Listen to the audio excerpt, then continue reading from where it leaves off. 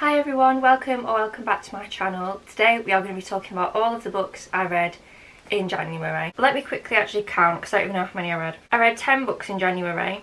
3 of those were novellas though, so I didn't read 10 full books, but I did also read some quite chunky books. So it probably evens itself out at about 10-ish kind of average sized books. That is quite a lot for me. So the first book I read this year was The Ashes and the Star-Cursed King. I don't have a physical copy. Any that I don't have physical copies of, I'll just pop a little picture. This is the second book in the Crowns of Nyaxia series, and I gave it 1.5 stars. What a start to 2024. I hated this book. I didn't love the first one. I gave the first one, I think, 3 stars, and then this one just went so downhill. I had such high hopes for it because, I won't spoil anything, but the ending of the first one is a trope or like a kind of plot device that I tend to like. So I had very high hopes going into the second book that would be done well and that I would really enjoy it, but I just didn't. It was just going round and round in circles. The main character barely said anything other than there she is for the entire book, and it just, the romance wasn't there for me. I didn't enjoy the progression of the relationship. I don't think the trope that was like the cliffhanger at the end of the first book was really done that well. So yeah, I was so let down by this. I was so excited for this series, and when I read the first one I didn't really enjoy it. I was a bit like, oh, but okay, there's still potential. And then book 2 really came in and said no potential. Don't just take my word for this though. I feel like so many people love this series, it's just not for me. I just did not enjoy it, and I won't be carrying on with the rest of the series. And the next book I read was a lot more positive, and it was The 7-Year Slip by Ashley Poston. I gave this 4 stars. I really enjoyed it. It was a really cute vibe. It wasn't like the 5-star life-changing book that it is for a lot of people for me, but I very much enjoyed it. Definitely a great read. I think everyone thinks, including me, that it's like an autumn fall read because of the cover, but it's actually very summery. So don't be put off if you haven't read it yet and you feel like you've missed the time because it's not autumn or fall anymore. Don't. It's actually a really summery vibe book rather than a fall vibe, but it is very cozy. I will give it that. It's a very cozy book. Some really beautiful descriptions in there.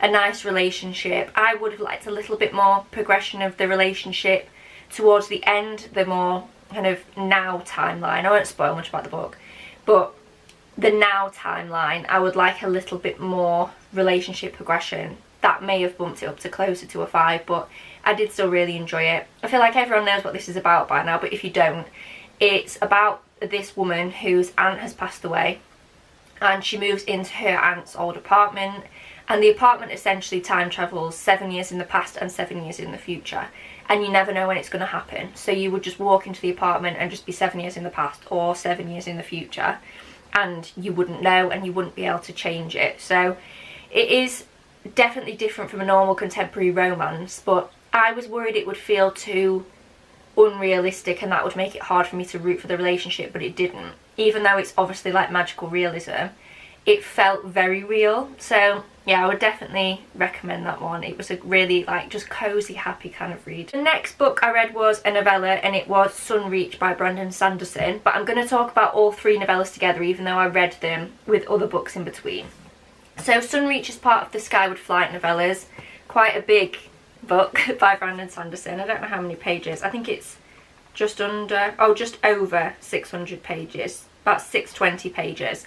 And this is 3 novellas and a few deleted scenes from Skyward at the end. But the bulk of this is 3 novellas from 3 different characters' point of views from the Skyward series.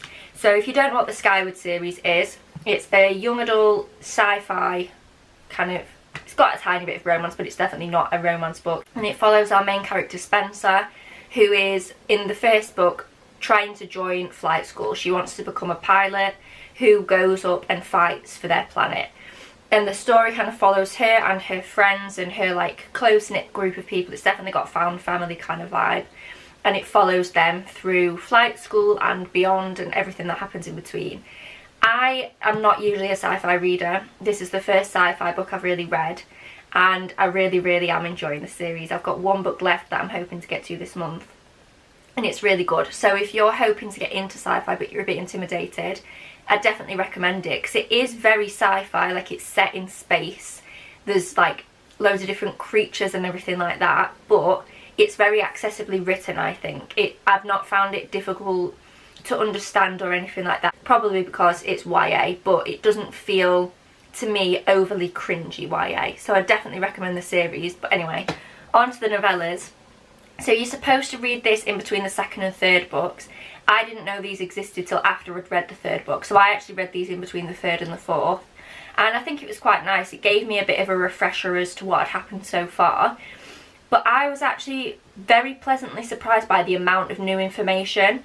A lot of the time I feel like novellas tend to be just kind of a rehashing of stuff we already know with a couple of tidbits of new information from someone else's point of view, but this is a lot of new stuff that we didn't know. I won't spoil anything, but there's a lot of information here that we couldn't possibly know because Spencer doesn't know like anything that's happened in this book either, because it's from other people's point of view. So that was really nice to actually get new information and be reminded at the same time, ready for me to go into the fourth book. So the first one, which is Sunreach, is from FM's point of view. She's one of Spencer's friends who is also a DDF pilot. The second one, I'm not going to say whose point of view it's from because you don't meet this character until the second book. It's not, I don't think me saying their name would be a massive spoiler, but I don't want to risk it, so I'm not going to say whose point of view it's from. And the third one is from Jorgen's point of view, who again is one of Spencer's friends from the flight school. Another thing that pleasantly surprised me about this is it's actually one continuous story. So the three characters whose points of view we get are actually together for most of the story. You just get to see each kind of section of the story from a different point of view. So it's set in different places for each one, but it's one kind of continuous mission almost that they're on, or like a small series of missions that all link together, which made this a lot easier to read, I think. The fact that this is basically one long story, but broken up into 3 points of view, and it's actually a lot of new information, I think these are definitely worth reading. If you are reading the Skyward series or you're considering reading it, I wouldn't skip these, because I feel like when you get to Defiant, I haven't read it yet, but I've got a feeling a lot of the stuff that is mentioned in here is going to be revealed to Spencer in Defiant, and I feel like if I hadn't read this, when it gets revealed to Spencer, I would probably be a bit like, what? What do you mean? Because I don't imagine they're going to overly explain everything again. So I would definitely recommend reading these if you are reading Skyward. I think I rated all three of these 4 stars, I'm pretty sure. So 4 stars for the whole big bind up. The next book I read was The Night Circus, and I rated this 4.5 stars. This was one of the most beautiful books I have ever read in my life. If you want a high stakes plot driven book, don't read this. This is just vibes, just complete vibes of being in this beautiful circus, of following the characters going around all the different tents and experiencing the magic of it through their eyes. It does have kind of a plot, but it's not a massive plot. It's very interwoven into just being in the circus, and again, beautiful descriptions, beautiful writing. So if you're looking for just a really cozy vibe book rather than a plot driven fantasy, I would definitely recommend this one. It's just one of the most gorgeous books I have ever read in my life. The next book I read in January is Kulti by Mariana Zapata, and I gave this 5 stars. This is a sports romance, and it's between Kulti, who is a retired, very famous professional soccer player. I'm English, so to me it's football, but soccer. And Sal, who is a current soccer player in the women's, I think, is it the Women's Premier League or the Women's Professional League? I don't know what it's called in America. They just call it the WPL in the book. And she is currently playing in that league in America. And Kulti becomes her assistant coach. And Sal has very much admired and looked up to Kulti. She was kind of obsessed with him in like a, not a weird stalker way, but she was a massive fan of him when she was younger, because he is, I think it's 12 years older than her. So as she was growing up, she was a massive fan of him, and she meets him and it doesn't necessarily go down that well, and then this whole big book is slow burn, like slow burn. If you've never read a Mariana Zapata book, typically they don't tend to kiss or do anything until at least 90% into the book. At least 90%. So if you're looking for a very slow burn, if you want to really get stuck into a book and spend a lot of time with a set of characters, I would definitely recommend this one. The writing isn't the best in the world. Mariana Zapata tends to use a lot of words to maybe not say that much some of the time. Not in a flowery way, just in a very like normal plain language, just using a lot of words for nothing kind of way. But I find it very charming. I feel like if someone said that to me, I'd be like, oh, I'm not reading that. But I find the way she writes very fun and very charming, so I would definitely recommend this. And a lot of her other books I really, really love as well, particularly her sports romances really tend to work for me. So yeah, 5 stars. New favourite book, really, really enjoyed it. The next book I read in January was House of Sky and Breath. I put this off for quite a long time. I read the first book a while ago, and I think I gave the first one like 3.5. It was fine. I found the beginning very slow and the second half of it very quick. So I didn't really know what to expect going into the second book, and I wasn't sure I was going to go in. But then the third book got kind of, the release date for the third book got announced, and I was like, well, now I've got FOMO. So I went into the second book.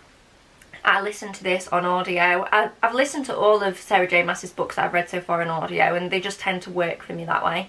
So I did the same with this one, and I really enjoyed it. I ended up giving it 4.25 stars. I can't say too much of what it's about, obviously, because it's the second in the series, but the Crescent City series is more of an urban fantasy. It's not so much of like a fae vibe like ACOTAR is, and I'm not far into the Throne of Glass series, but Throne of Glass is very much like kingdom vibes. Crescent City isn't like that. It's set in a more modern time, have like phones and everything like that and the internet, so it did feel a bit weird at first going into it, and like they just whip a phone out. I was like, what?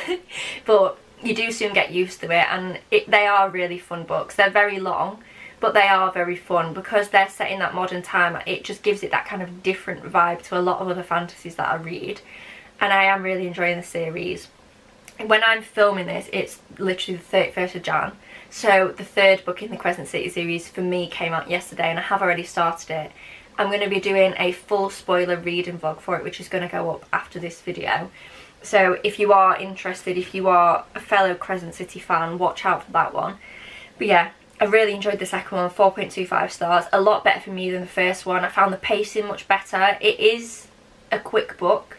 There is a lot happening in terms of not necessarily like big battles and stuff all the time, but the characters are constantly trying to figure out things and find new information, and you very much go with them on that journey. I am a self-proclaimed like dumb reader. Like I don't have the energy to figure all this out. I like to just go on the journey with the characters, and just what I need to know they'll tell me. So I think for me it was just a nice kind of journey to go with them and find out all this information. I didn't have to do too much thinking, but you definitely have to be quite switched on, especially when, like me, listening to it on audio. I had to make sure I was really listening to like every word, because you miss one sentence and then you might have missed an entire plot of the book. So it definitely requires attention, but I wouldn't say it's overly difficult. It's difficult in its own way. The writing isn't that difficult.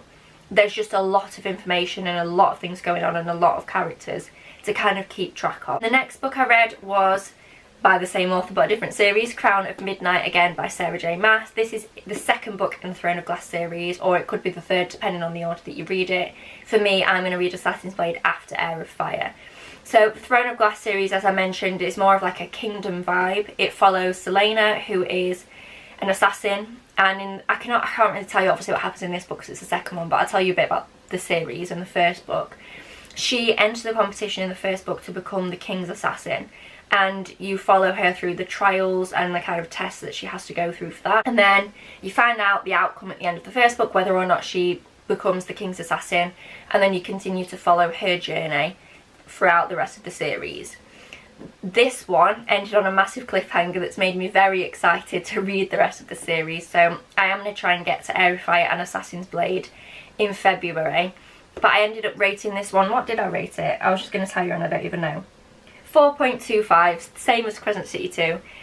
Again, I really enjoyed the ending. It was the set I didn't even mention with Crescent City 2. How did I not mention the ending? Obviously I'm not going to tell you what it is, but the ending of that book, insane.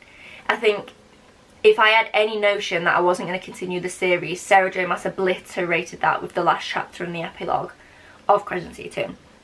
And she did kind of the same thing in this, in that the ending is very much like, oh my god, like, it's going to take us on a whole new like journey, a whole new storyline. If you're a little bit kind of uncomfortable with smut and things, and maybe if you've tried to read ACOTAR and it's like a bit much in terms of the romance and stuff, this is definitely more fantasy. It has romance in it, but it's definitely more fantasy, whereas I feel like ACOTAR revolves a lot more around the romance, which I personally really enjoy. But if you don't, if you want a bit more of a pure kind of fantasy vibe with a bit of romance, I would recommend the Throne of Glass series. And the last book I read in January was Thunderhead by Neil Shusterman. I literally finished it last night, just in time to film this video. And I gave that one 3 stars. It was a little bit underwhelming for me after the first book. I read Scythe quite a while ago, like 3, maybe 4 years ago now. So it's been a long time, and I wasn't sure I was ever going to continue with it. Not because I didn't enjoy it, but just because I kind of left it too long. But I saw that my library had Thunderhead available straight away. So went for it, read it, was really enjoying it for most of the book, but it just got more and more ridiculous as it went on. And the ending was just like, seriously? Like, really? Like, could we not have maybe done something a bit more, I don't know, less that? And I understand, like, it's not supposed to be a realistic book. If you don't know what the Scythe trilogy is about, basically it's about dystopian society where people no longer die of natural causes. Scythes are the only way that people can die, but it can be at any age. So scythes basically go around and kill people. They all have their own way and style of doing it, but no one dies of natural causes. So like if you had an accident, you would just be revived or repaired or whatever. So the first book follows 2 main characters, but like 1 main character, through her journey of being an apprentice scythe. So every scythe does, I think it's a year-long apprenticeship, and then at the end they either pass or they fail and either become a scythe or don't. And we follow her journey of her scythe apprenticeship. And some like crazy stuff definitely happens in the first book. Obviously the whole premise is a bit insane, isn't it? But the second book was just so out of left field. Like some of the stuff that was happening, I was like, where's that come from? Like it just felt weird and disconnected to me, so I didn't end up enjoying it that much in the end. So they are all the books I read in January. Thank you so much for watching this video. I'm pretty sure I haven't forgotten any. I think they are all the books I read in January. Thank you so much for watching. If you did enjoy this video, please give it a thumbs up down below. Subscribe if you haven't already, and I will see you in my next one. Bye!